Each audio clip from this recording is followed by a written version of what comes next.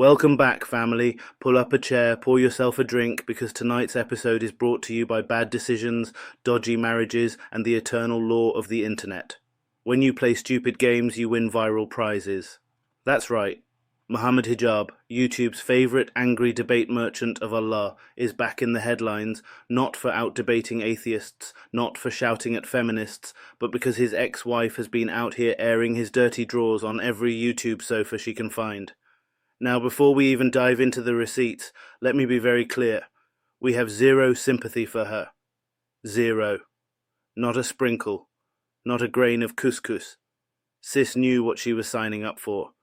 She didn't marry a poet or a chill Sufi mystic with incense and vibes. No, she signed papers with the self-appointed bulldog of Islam, a man whose entire career is basically shouting "Aki, Aki" louder than the person next to him. You marry a fundamentalist preacher and then cry when he acts like a fundamentalist preacher. That's like adopting a tiger and being shocked it ate your goat. The Zoom Nika Chronicles. So, according to her version of events, our brother Hijab decided to hold a secret Nika over Zoom. A digital wedding. A Wi-Fi walima. Lagging vows, pixelated imam, and the whole shebang. She thought this was the start of an Islamic love story, but surprise, it wasn't marriage, it was a hotel loyalty scheme. Book one room, get emotional manipulation free. Apparently she'd get the occasional hotel meetup, a WhatsApp breadcrumb, and then long periods of radio silence. She thought she was in a marriage. Turns out she was basically on the temporary guest package.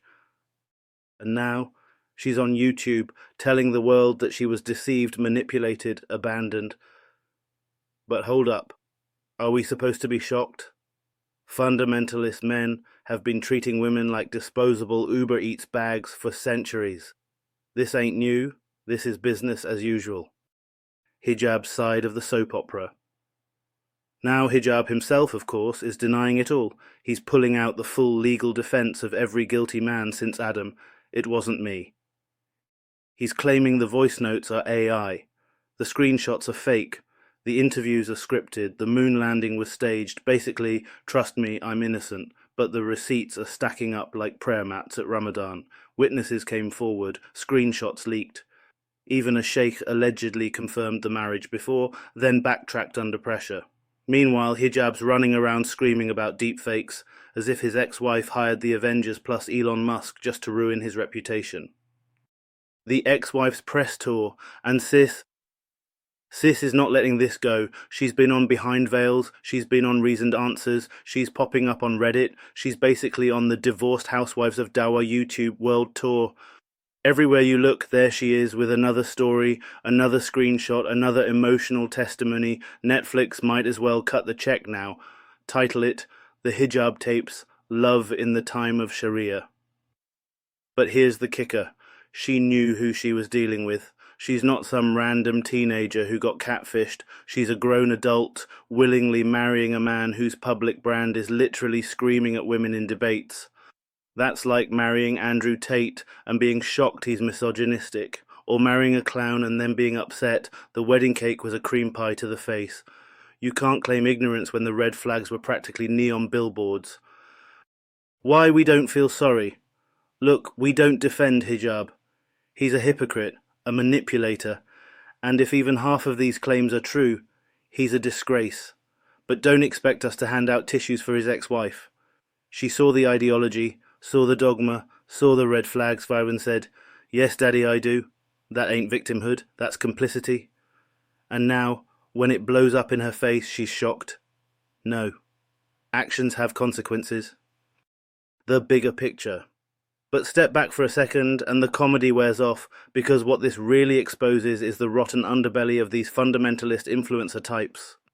They build platforms pretending to defend women's honor while secretly using loopholes and shady marriages to do the very thing they condemn others for. It's the oldest trick in the book, preach purity, practice hypocrisy.